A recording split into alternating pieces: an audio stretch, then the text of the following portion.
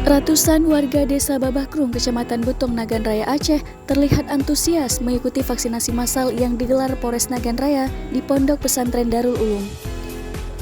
Sebelum dilakukan penyuntikan, satu persatu warga diperiksa kesehatannya oleh tim vaksinator dari Polres setempat. Hal itu untuk memastikan tidak adanya penyakit bawaan yang diderita warga yang akan divaksin. Menurut Wakapolres Nagan Raya Kompol Arwin Ardiansyah, vaksinasi COVID-19 yang digelar secara massal sebagai upaya memutus mata rantai penyebaran COVID-19. Vaksinasi dilaksanakan di pesantren sebagai bentuk dukungan ulama setempat dalam pelaksanaan vaksinasi ke masyarakat.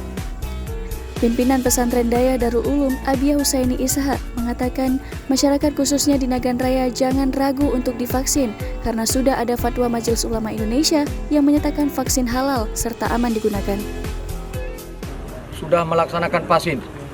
Ini yang kita harapkan kerjasama dan dukungan dari Daya sehingga kita dapat memutus rantai penyebaran COVID-19 ini.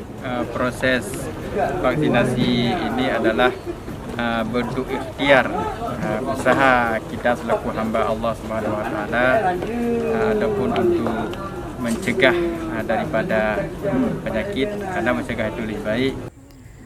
Vaksinasi yang berlangsung hingga sore hari ini juga dihadiri oleh sejumlah organisasi massa serta tokoh masyarakat setempat. Semua pihak diharapkan mendukung jalannya vaksinasi sebagai upaya mendukung pemerintah dalam menekan angka penyebaran COVID-19. Supriyadi, Nagan Raya, Aceh.